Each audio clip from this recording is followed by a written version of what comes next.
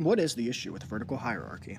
Historically speaking, vertical hierarchy generally does not result in preferable conditions for those who rank lower on the power scale. Those at the top almost ubiquitously exploit those at the bottom. As the saying goes, power corrupts, and absolute power corrupts absolutely. Capitalism always results in an imbalance in power dynamics. As the other saying goes, money is power. Those who are wealthy have an unequal ability to own both labor and legislation, thereby giving those individuals control over every other aspect of society. When you control everything that is produced, and the laws governing the distribution of those products, you have power over life and death. Certain products are essential to sustain life. When someone has the power to withhold these products, they can force anyone to do anything at any given time for any possible reason. The refusal to comply with such orders simply results in the death of the non-compliant. Many philosophers throughout history have examined the issues intrinsic with vertical hierarchy. The consensus seems to be that it only results in horrendous outcomes for the vast majority of those involved. While some concede that the idea of an all-powerful, benevolent being would hypothetically result in better conditions for everyone, the practicality of such a thing is the issue. Anytime power is handed over to someone, there is always the possibility of it going bad. Even if somebody seems to be the perfect candidate for the job, they can always be hiding their true intentions, or just later become not as perfect as they initially were. Any person is capable of becoming corrupt, mentally ill, or otherwise negatively influenced. Or they could simply change their stance on a given subject from the right one to the wrong one. Everyone is fallible. The issue is, once that power is handed over, it is extremely difficult to take it back, violent revolution often being the only such way of doing so. This is why it's generally considered better to not hand it over in the first place. A better safe than sorry type of consideration. In this essay, we will be focusing more on how power exists in a capitalist system, and why that is generally speaking a bad thing. When someone owns enough capital to control a portion of the means of production, their power over others becomes exceptional. Your boss is essentially a mini dictator who lords over you. They maintain full control over every aspect of your person for 8 or more hours a day, 5 or more days a week. They tell you how to dress, how to speak, how to act, and exactly what actions you will take during that period of time. They can set whatever guidelines and rules they please that you have to follow. If you don't follow these guidelines and rules, then you risk punishment. Such punishment can result in demotion, loss of pay, or termination, all of which can greatly affect your life, as you depend on this job to make your ends meet. The employees of Amazon have some of the worst iterations of this fact. Amazon has a system of digitally tracking employees' efficiency. Their monitoring system detects inefficiency and gives strikes to employees who are deemed to be acting in an inefficient manner. Such inefficiencies include walking from one point to another using a route other than the one that the system has deemed the fastest. This gives Amazon total control over each micro-decision that every single Amazon employee makes during their shift. Upon obtaining 3 strikes, the system will report such inefficiencies to management. These strikes always result in punishment, usually termination. The system is also extremely sensitive to what it deems inefficiency. There has been many instances of employees taking one too many bathroom breaks or using the bathroom for slightly too long, resulting in one of these strikes. This has led to multiple reports of employees having to urinate into empty water bottles in order to attempt to keep their jobs. Many contemporary capitalist economists would argue that since they entered this contract willingly, this is completely acceptable. But such a contract can't truly be considered consent when it's made under duress. If they don't have a job, they can't afford to survive. This means that their options are to put up with dehumanizing and inhuman working conditions or lose their only source of income. And given that such income isn't very much, by the time they're able to find another job, they'll probably have already missed their rent payment. Given that they were willing to accept working at Amazon in the first place, most likely means that they don't have many options for employment. Most Amazon employees often work there because there are no other job opportunities available to them for whatever reason. If they're unable to find another job, then their options are to either put up with whatever condition Amazon puts them in, or to starve to death. Even if they were able to find another job, it doesn't necessarily make this contract any better. The only job opportunities that tend to be available to those who work at places like Amazon are more often than not known as entry-level jobs. They're called this despite the fact that the majority of people who work them aren't supposedly the intended recent high school graduates. Instead, their worker base is largely comprised of adults, well over 30 years of age, who have gotten stuck there and unable to progress for whatever reason. With only entry-level jobs available to them, even when they have options, those options are not usually very different from each other. It's the equivalent of being given the options between having to cut off a finger or a toe. These options are technically different, but not really. And with no decent options available, workers are forced to accept whatever option they deem the least abhorrent to themselves, but all of which are still extremely abhorrent. A good way of displaying just how unethical this supposedly free contract actually is to use an analogy. Imagine that you were on a plane crash in the middle of the desert, but by the time you wake up, There was already somebody who woke up before you and had already taken all the resources from the plane that you would need to use to survive. If this individual has hidden these resources, and they tell you that the only way that they'll give them to you is for you to do all of the strenuous work involved in maintaining your guys' survival, you would say that this is not a free consensual contract. You would say that they are actually forcing you into this position. This is because the ownership of essential resources is inherently coercive. Now, it's even possible in this scenario that multiple people had survived the plane crash and also woke up before you. If, let's say, there's 5 other people who had all gotten the resources before you, you may be able to go to another person and ask them for resources, but if they offer you the same exact scenario for obtaining those resources, that does not make it any less unethical than the original initial coercive contract. This is the supposedly free contract of the market that contemporary capitalist economists ensure everyone makes the market ethical and fair. Even if there was hundreds of options to choose from, if the contracts are all similar, really no choice exists. You either decide that accepting death isn't such a bad option, or you accept whatever contract they're willing to give you, not because you want to, but because you don't really feel like starving to death. The tyranny of the employer also largely extends outside of the workplace. They often put limits on what you can do and say publicly to prevent harm to their brand. They also have control over all the other aspects of your life that are affected by income. By having the ability to set that amount, what clothes you wear, what products you utilize, and what you're able to eat are all affected by this income. Where you live is affected by income in proximity to your job. Conservatives are constantly complaining about government power, which is a fair criticism, but it pales in comparison to corporate power, which both conservatives and liberals seem to completely ignore. If any government had 1/1000th the amount of control over our daily lives that corporations do, the outrage and references to 1984 by George Orwell would never cease. But they fail to see that 1984 is already here, only it's corporations doing the manipulating. Nowadays, cyber-based corporations engage in what is known as data mining. Data mining is when corporations track everything you do, record it, and then sell that information to another corporation. This information is then, usually speaking, utilized to create targeted ads for you specifically, making you more likely to purchase something you otherwise wouldn't have. At first glance, this doesn't seem so bad. All you're getting is information on products you would most likely enjoy and want to purchase. This may even appear to be preferable to the endless mountain of uninteresting ads that existed before. But the main issue is with the implications of this process.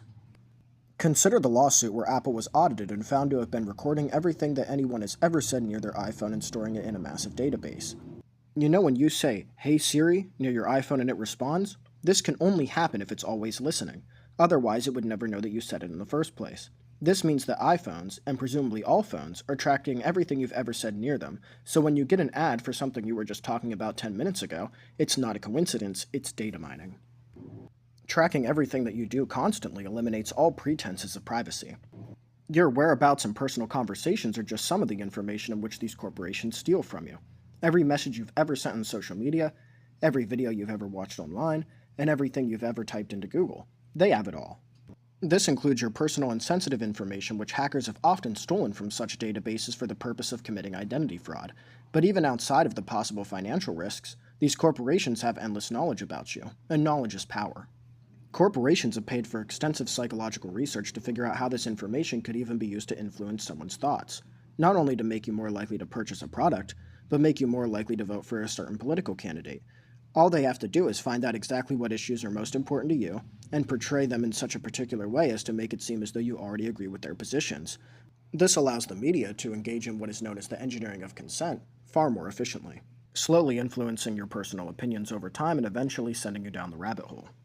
Social media corporations have also been known to use this method for particularly nefarious ends. Social media corporations such as Facebook make their profits through ad presentation and data mining. This means that they gain more money off of you the longer that you spend on their application. The longer you're there, the more ads they can show you, and the more data mining they can engage in. Because of this, these social media corporations have also utilized this psychological research in order to discover ways to get people to stay on their applications for as long as possible, and have developed algorithms for doing just that. The methods in which this is done easily borderlines on evil. They found that for teenagers, their main demographic, displaying content that is known to aid in the development of mental illness makes them more likely to stay on the application for longer. Content that is found to generate thoughts of body dysmorphia and depression, which eventually leads to eating disorder and suicide, have been shown to be the most effective at doing this.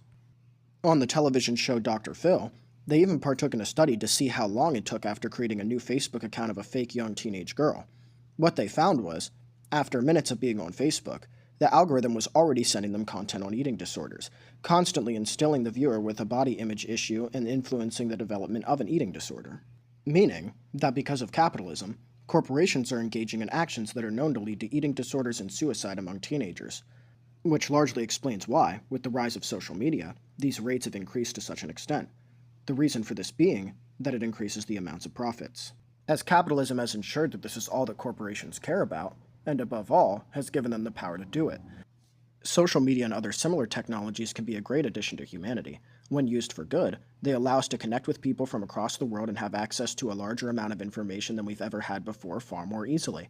It's only when the profit motive is inserted into the innovation process that they become a tool for such nefarious acts. The common solution to such corporate power by liberals is to simply regulate them. Under capitalism, though, regulation is often nothing more than an exercise in futility. In order to think that this could work, it requires a belief that the government as an institution is somehow separated from capitalism. In order for a regulation-based legislation to occur, politicians have to vote them into law. The issue is, within capitalism, political campaigns become a financial endeavor just like any other. In order to run for office, you need to have access to quite a bit of money. A lot being, generally speaking, millions or even billions of dollars. Advertisements, media airtime, rallies, speaking events, and voter outreach are all quite expensive. If you don't expend extraordinary amounts of money on each of these, then the public won't even be able to tell that you exist. Which means that for obvious reasons, it would be impossible to secure enough votes to win. In the 2012 presidential campaign, both major candidates, Barack Obama and Mitt Romney, for the first time in history, spent over $1 billion respectively on their presidential campaigns, making it one of the most massive marketing campaigns of all time, and was praised as such in the corporate world. But neither Barack Obama or Mitt Romney are or have ever been billionaires. How, then, did they manage to get enough money for their campaigns? The vast majority of this money was raised through corporate donations and super PACs, where corporations are able to bypass the maximum dollar donation amount by paying for campaign services directly. Corporations in the defense industry, the fossil fuel industry, the healthcare industry, the prison industry, and others gave massive amounts of money to these candidates. This money isn't given for no reason. It was given with the expectation that, if the candidate wins, they'll enact legislation that's favorable to these corporations to make a profit. You can make the claim that these candidates are under no legal obligation to do so, but that's irrelevant.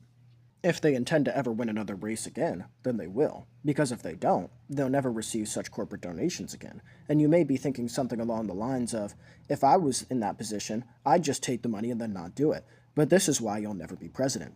By the time a candidate would actually have a chance of becoming president, they've most likely already spent decades in minor political offices, and in those offices, they've shown themselves to be corrupt enough to accept such money in return for political favors. If they didn't, then the corporations wouldn't donate to them, just like they don't donate to the hundreds of presidential campaigns that exist but you've never heard of in each election cycle. The reason why you've never heard of them is the fact that they didn't have enough corporate donors to make themselves relevant. This is why, generally speaking, nothing major ever changes. The same corporations that donated to Barack Obama, to a large extent, are the same corporations that donated to Mitt Romney.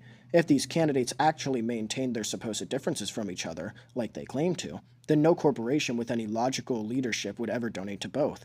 If one of them is for their interests and the other one is the opposite, then by donating to both, they're donating to someone who actively opposes them. This can be seen in the existence of the Affordable Care Act. At the time, the idea of universal health care was becoming popular in the United States.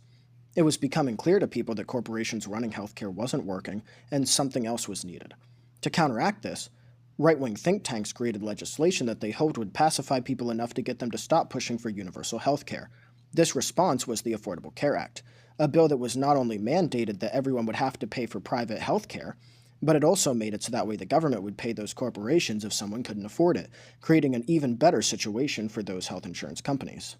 Mitt Romney, for a period of time before the 2012 presidential campaign, even championed these policies. Despite being created in a right-wing think tank, not only Republicans adopted this policy, Barack Obama, despite supposedly being a left-winger, codified this policy into law, often referred to now by the moniker Obamacare. He did this because the health insurance industry donated huge sums of money to his campaign for him to do so, showing that parties don't actually matter, only corporate donors do. But this goes even further than just creating legislation on their behalf. Oftentimes, once someone who's had their campaigns donated to by corporations enters office, they'll appoint the shareholders of those corporations into positions of power where they can enact policies that they want to benefit those corporations. The website opensecrets.org has identified a total of 36 Goldman Sachs executives who have moved from their company to government or from government to their company, usually following a massive donation from the company to the political campaign. For example, George Bush's Treasury Secretary, Henry Paulson, had been the CEO of Goldman Sachs, and Bill Clinton's Treasury Secretary, Robert Rubin, had been the chairman of Goldman Sachs, both of which held a position of exceptional control over United States government's finances. An even more blatant example of this was when Donald Trump made Elon Musk the head of the Department of Government Efficiency. Right before this happened, Elon Musk had donated $200 million to Donald Trump's presidential campaign, essentially purchasing the position for that amount.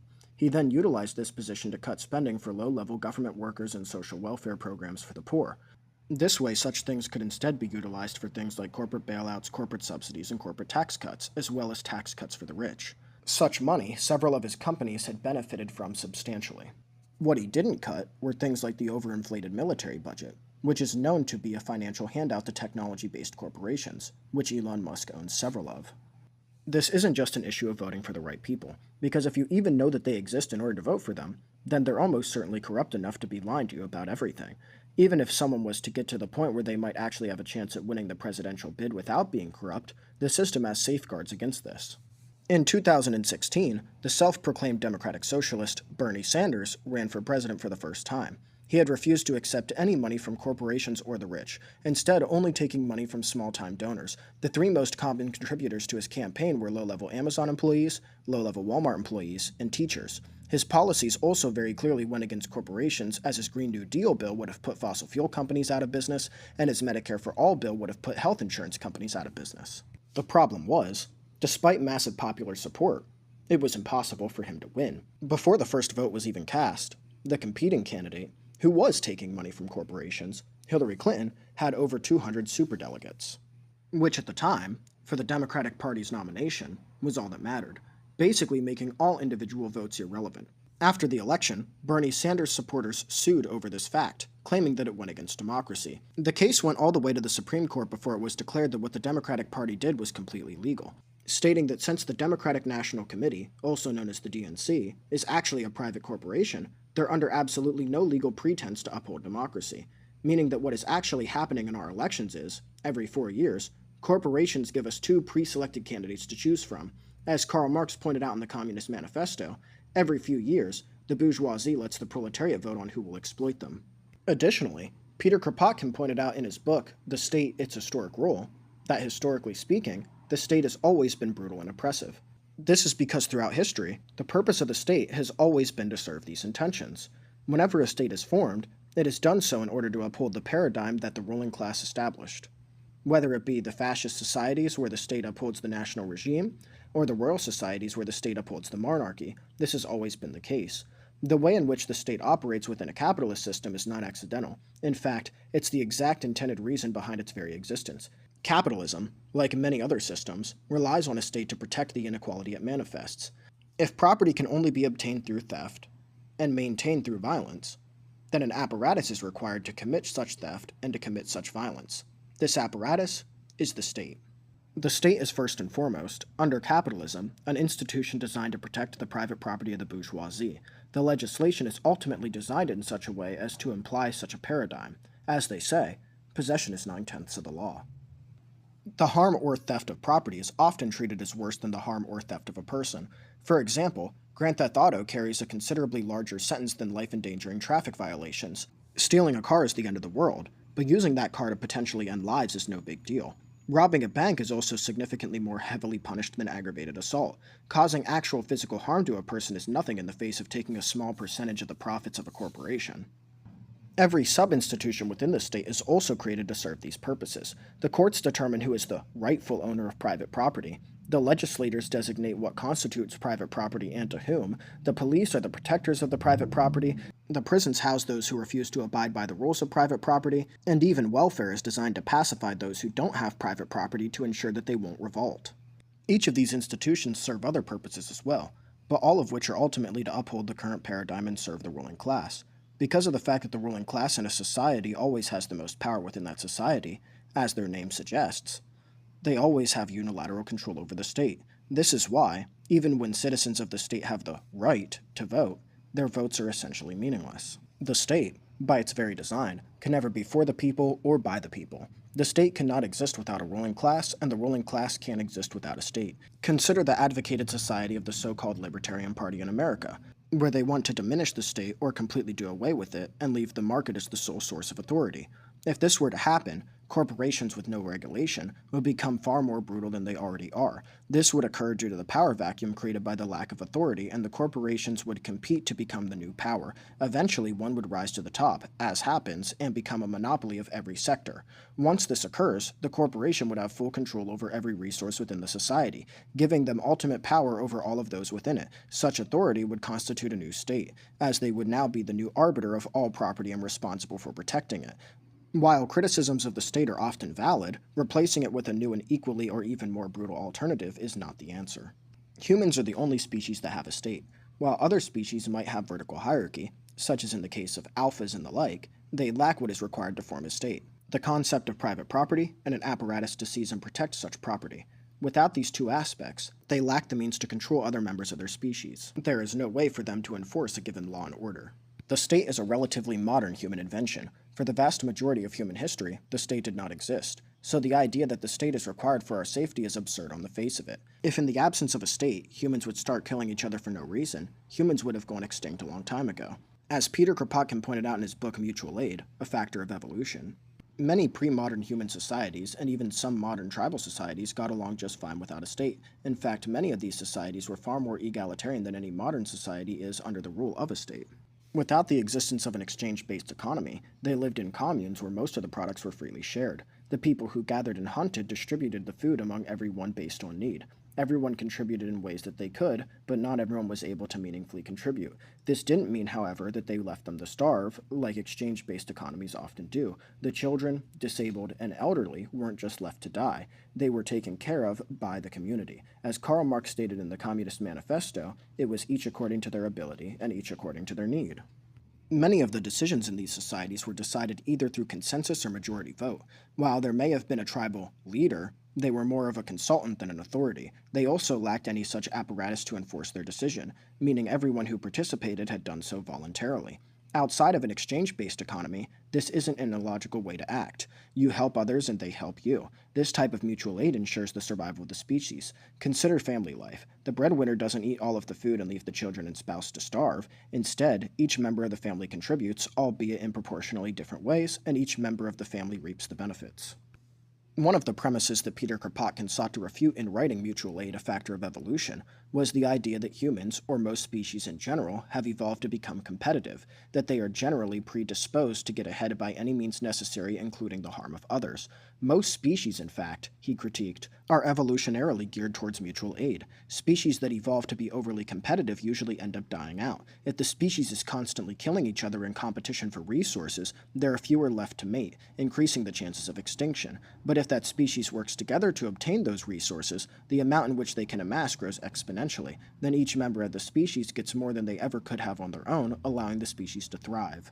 While one human may not be able to hunt a deer on foot, the deer is just simply too fast. But a group of humans may be able to chase a deer into an area surrounded by another group of humans, and then those humans will be able to kill the deer. If for whatever reason the deer isn't enough, this can be done multiple times. Now, instead of one person chasing around a deer all day to no avail, several deers can be obtained in a significantly shorter time frame. Rather than having no deer, everyone has more than enough. The chimpanzee, one of our closest living relatives, maintains a similar communal type of lifestyle. They don't slaughter each other to eat each other's food. They provide for each other and even often groom each other. They don't do so because the state forces them to. They do so because they are evolutionarily predisposed to act this way.